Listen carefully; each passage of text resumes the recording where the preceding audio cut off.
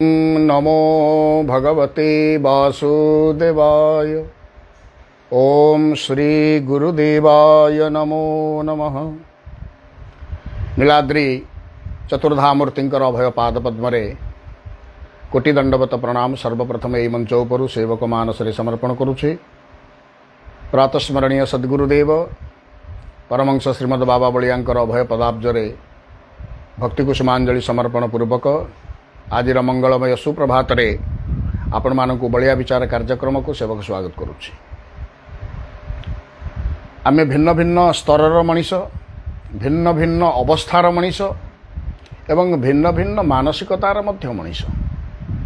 समस्तंकर अवस्था समान नुहे, मानसिकता समान नुहे एवं कर्मर क्षेत्र से मध्य समान नुहे।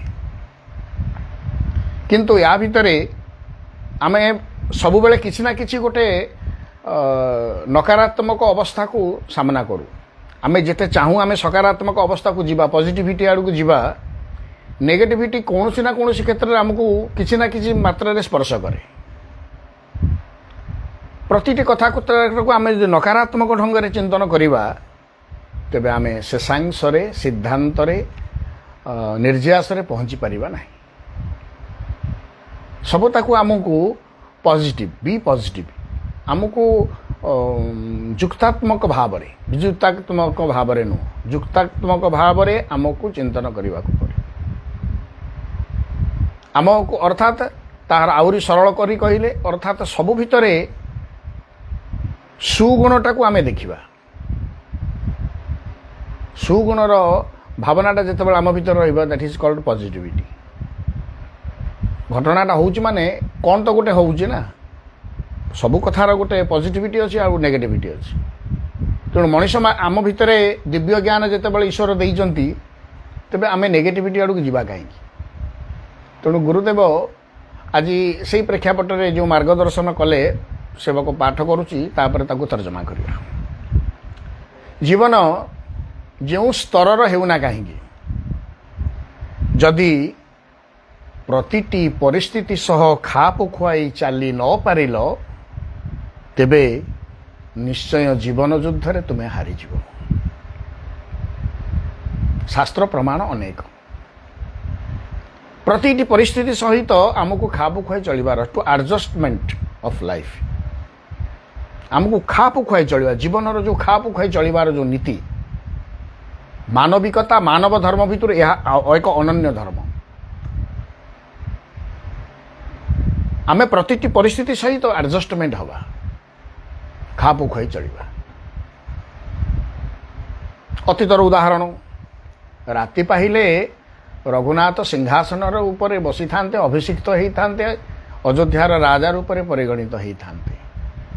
किंतु गोटे राति भितरे ये सबू कथा उलटपालट हो जाता। जदि से दिन रघुनाथ जिद धरिकी बसी थांते नहीं माँ कौन कहले बापा को, बापा कौन कहला माँ को, मोर से कौन कहबार अच्छी, मु राजा हवा कथा, बड़ पुओ राजा हेबी। दशरथ कौन ठेंगा धरिकी बाड़े विदा कर था? कहीं विदा कर न था, समझे तो खुशी होता। किंतु से ताहा करि नाहांती। 14 वर्ष पितांकर आदेश को पालन करी से 14 वर्ष जंगल में बुलिले, दुख कष्ट को सहिले, तापर पुणी जो आसिले राजा हेले। यह परवर्ती कथा। किंतु एडजस्टमेंट ऑफ लाइफ आम से खाप खुआई चली पारे, प्रतिटी परिस्थिति को स्वागत करि पारे।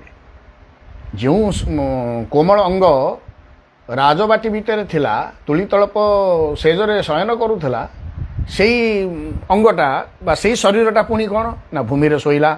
हाथटा हूँ तकिया करिकी शोइले, कोउटी पत्थर, केउटी कंटा, केउटी जंगल, केउटी पहाड़, केउटी नदी, ये सब को अतिक्रम कले।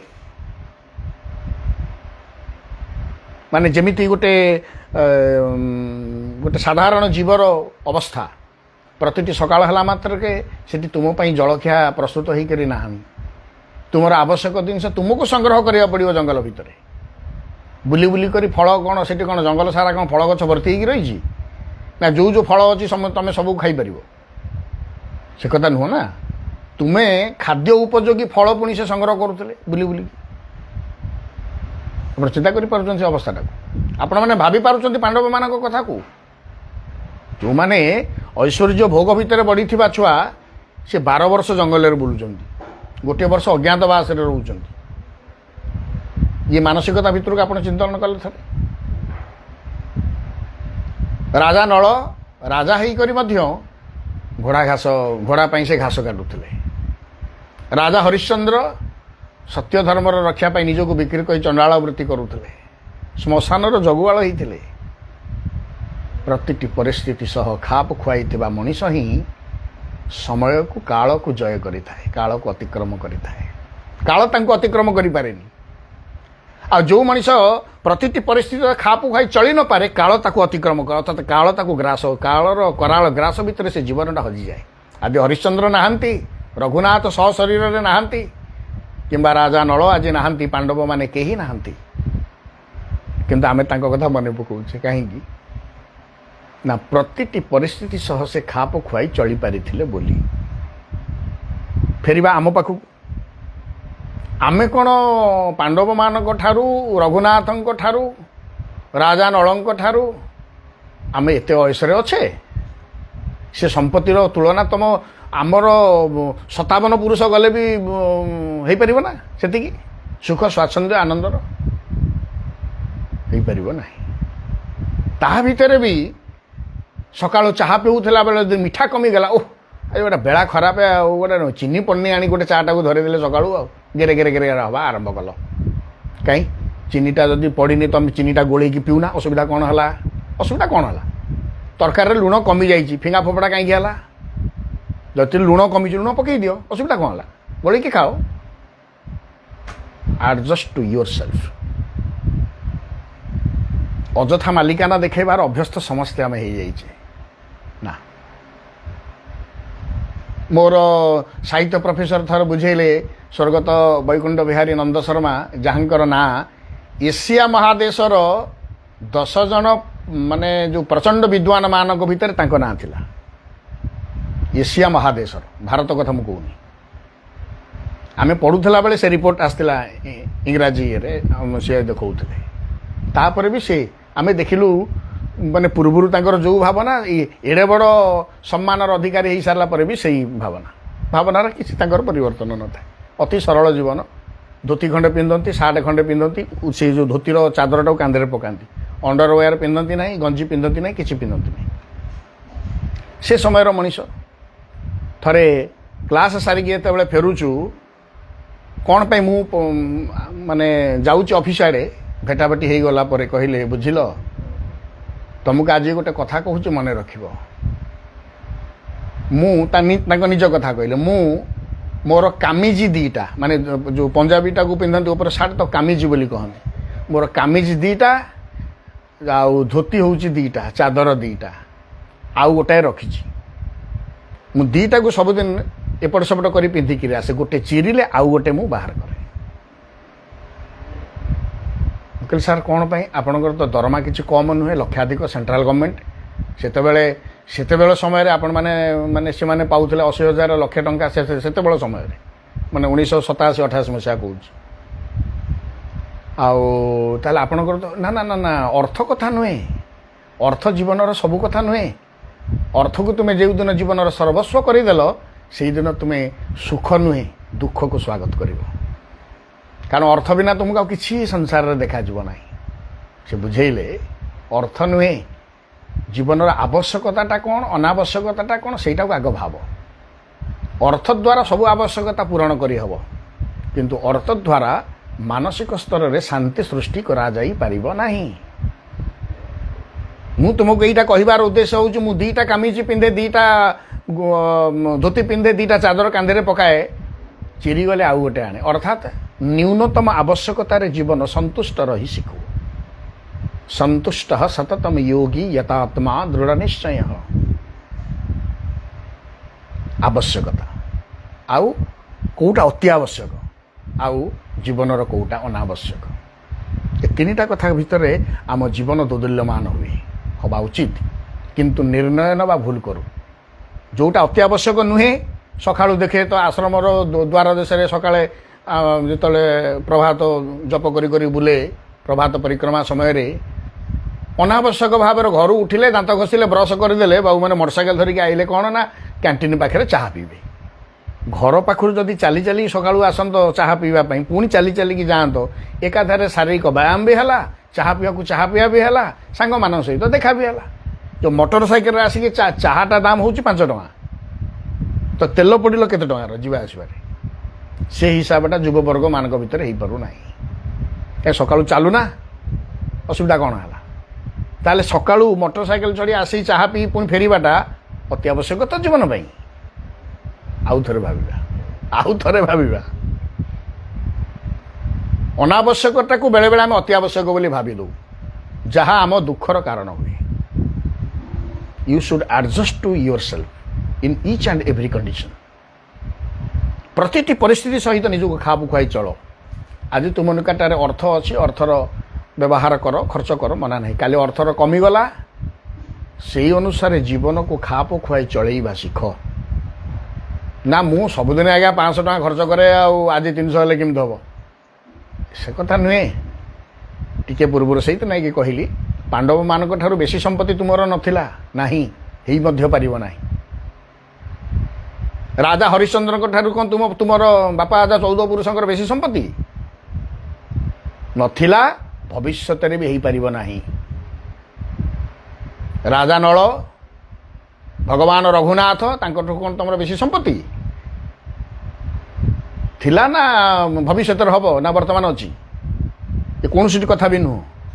ତାପରେ ସେମାନେ ବି ତାଙ୍କ ଜୀବଦଶା ଭିତରେ ପ୍ରତିଟି ପରିସ୍ଥିତି ସହ ଖାପ ଖୁଆଇ ଚଳିପାରିଥିଲେ ବୋଲି ଆଜି ଆମେ ତାଙ୍କ କଥା ମନେ ପକାଉଛୁ।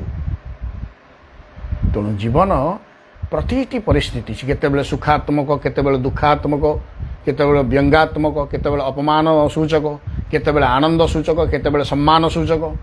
ଏ ସବୁ ପରିସ୍ଥିତି ସହିତ ଆମକୁ ଚଳିବାକୁ ପଡ଼ିବ, ଖାପ ଖୁଆଇ ଚଳିବାକୁ ପଡ଼ିବ, ଟୁ ଆଡଜଷ୍ଟ ୟୁର ସେଲ୍ଫ। ତେଣୁ ଖାପ ଖୁଆଇ, ପ୍ରତିଟି ପରିସ୍ଥିତି ସହ ଖାପ ଖୁଆଇ ଚଳିବା ହିଁ ମାନବ ଧର୍ମର ଅନ୍ୟ ଏକ ପାବଚ୍ଛ, ଏବଂ ତାହା ଅତ୍ୟାବଶ୍ୟକ ପାବଚ୍ଛ। ମାନେ ନିଜେ ଆମେ ଇରିଟେଟ୍, ଏମିତି ହେଇଥିଲା, ଏମିତି ମୋର ଦରକାର ଥିଲା, ଏହା ନହେଲେ ହେଇପାରିବନି, ସେୟା ନହେଲେ ନା। ଏ ପ୍ରକାରର ଭାବନାକୁ ଆଶ୍ରୟ କରିବା ମାନେ ତୁମେ ପରିସ୍ଥିତି ସହ ଖାପ ଖୁଆଇ ଚଳିପାରୁନାହ। ନୀରବ ରୁହ, ମୌନ ରୁହ। ମୌନ ଜୀବନର ସବୁଠାରୁ ବଡ଼ ସାଧନା। ପ୍ରତିଟି ପରିସ୍ଥିତି, ନକାରାତ୍ମକ ସ୍ଥିତି ଯେତେବେଳେ ବି ଦେଖୁଛ, ନୀରବ ରୁହ, ଅନ୍ତର୍ମୁଖୀ ହୁଅ ବା ଅନ୍ତରାତ୍ମା ପୁରୁଷକୁ ଧ୍ୟାନ କର। ତାହା କ'ଣ କରେ ନା ସାମନାବାଲା ଉପରେ କିଛି ପଜିଟିଭିଟି ଆଣେ। ତୁମର ଅନ୍ତର୍ମୁଖୀ ହେବାରେ ବା ତୁମର ଅନ୍ତର୍ଚେତନା ଜାଗରଣରେ ତୁମ ସମ୍ମୁଖରେ ଯିଏ ନକାରାତ୍ମକ ଢଙ୍ଗରେ ଦେଖୁଛି, ତା ଭିତରେ ବି ସକାରାତ୍ମକ ଭାବନା ସୃଷ୍ଟି ହେବ, ଆପେ ଆପେ ହେବ। କହିବା କିଛି ଆବଶ୍ୟକ ନାହିଁ। ତେଣୁ ଆମେ ପ୍ରତିଟି ପରିସ୍ଥିତି ସହ ଜୀବନକୁ ଖାପ ଖୁଆଇ କିପରି ଚଳିବା, ତା ପାଇଁ ଅଭ୍ୟସ୍ତ ହେବା। କେବଳ ନିଜେ ଅଭ୍ୟସ୍ତ ହେବାନି, ନିଜ ପିଲାମାନଙ୍କୁ ଅଭ୍ୟସ୍ତ କରିବା। ମୁଁ ଆପଣମାନଙ୍କୁ କହିବି, ବର୍ତ୍ତମାନ କ'ଣ ପକେଟ୍ ମନି ସବୁ ଆରମ୍ଭ ହେଇଗଲାଣି, ବହୁତ ଦିନରୁ ଆରମ୍ଭ ହେଲାଣି। ଭଲ ହେଲା, ସ୍କୁଲ କଲେଜ ପିଲା ଯାଉଛନ୍ତି, ତାଙ୍କୁ ଗୋଟେ କ'ଣ ଦେବନି ନା, ସେଠି ଏଠି ଜଳଖିଆ ଖାଇବ, କ'ଣ ଖାଇବ, ଠିକ୍ ଅଛି। ସେଇଟା ଏତେକ ମାତ୍ରାରେ ପହଞ୍ଚିଲାଣି ଯେ ତା'ର ଦୁରୁପଯୋଗ ପିଲା କଲେଣି, ସେଇଟା ମଧ୍ୟ ତୁମ ମୁଣ୍ଡରେ ପଶୁନି। ପାଦରେ ଚାଲି ଯାଉଥିବା ବାଟକୁ ତୁମେ ପିଲାମାନଙ୍କୁ ସ୍କୁଟି ଦେଲଣି। ମୋଟର ସାଇକେଲ ଆବଶ୍ୟକତା ଅଛି ତ, କାହିଁ ଦେଲ? ବଡ଼ ପୁଅର ଗୋଟେ, ସାନ ଝିଅର ଗୋଟେ, ତମର ଗୋଟେ, ତମ ସ୍ତ୍ରୀର ଗୋଟେ, ମାନେ କ'ଣ? ଆବଶ୍ୟକତା ଯେଉଁଠି ଅଛି ବ୍ୟବହାର କରାଯାଉ, ଯେଉଁଠି ଆବଶ୍ୟକ ନାହିଁ, ଅର୍ଥର ପ୍ରାବଲ୍ୟ ହେଇଗଲାଣି ବୋଲି ଭାବିଲଣି, ବା ସାମାଜିକ ବାହାବା ନେବା ପାଇଁ, ବା ନିଜର ପରାକାଷ୍ଠା ବା ଆଧିପତ୍ୟ ଏମିତି ଦେଖାଇବା ପାଇଁ 5ଟା ଅଯଥାରେ ଗାଡ଼ି କିଣ ନା, କି ତେଲ ନଷ୍ଟ କର ନା। ସହରାଞ୍ଚଳରେ ଆପଣ ଦେଖିବେ, କେଉଁ ଘର ଦୁଆର ମୁହଁରେ 3ଟା ଗାଡ଼ି ଛିଡ଼ା ହେଇନି, 2ଟା ଗାଡ଼ି ଛିଡ଼ା ହେଇନି, ତ ଗୋଟିଏ ଗାଡ଼ି କୌଣସି ଦୁଆର ମୁହଁରେ ନାହିଁ। ତ ସବୁଠୁ 2, 3, 4, 5। ଆଉ ଧନର ମାତ୍ରା ଯେଉଁ ଘରେ ଯେତେ, ଗାଡ଼ିର ଲମ୍ବା ଲମ୍ବା ଧାଡ଼ି ମଧ୍ୟ ସେତେ। ସିଏ ମଧ୍ୟ ଗୋଟେ ଆତ୍ମପ୍ରୌଢ଼ି ପ୍ରଦର୍ଶନର ଧାରା ହେଇଛି ବର୍ତ୍ତମାନ। କିଏ କେତେ ଦାମିକା ଗାଡ଼ି ଚଢ଼ିପାରିବ? ନା, ଏହା ଜୀବନଶୈଳୀର ଧାରା ନୁହେଁ। ଏହା ଜୀବନଶୈଳୀର ଧାରା ନୁହେଁ। ଆଉ ସେଇ ଧାରାକୁ ଯିଏ ଆଶ୍ରୟ କରେ, ସେ ଦୁଃଖ ହିଁ ପାଏ। ସେ ଜୀବନ ଦୁଃଖକୁ ପାଇବାଟା ଥୟ। ଏଣୁ ପ୍ରତିଟି ପରିସ୍ଥିତି ସହ ଖାପ ଖୁଆଇ ଚଳିଲେ ଆମ ଜୀବନ ନିଶ୍ଚିତ ଭାବରେ ବାସ୍ତବତାକୁ ସ୍ୱୀକାର କରିବା ସହ ଆମେ ସେହି ଭାବଧାରାରେ ଅଭ୍ୟସ୍ତ ହେବା ଏବଂ ମାନବ ଧର୍ମକୁ ଆମେ ପାଳନ କରିବା ପାଇଁ ସମର୍ଥ ହେବା ଏବଂ ତାହା ହିଁ ବାସ୍ତବ ମାନବ ଧର୍ମ କଥା କହିଥିଲି। ଜୟ ଗୁରୁଦେବ।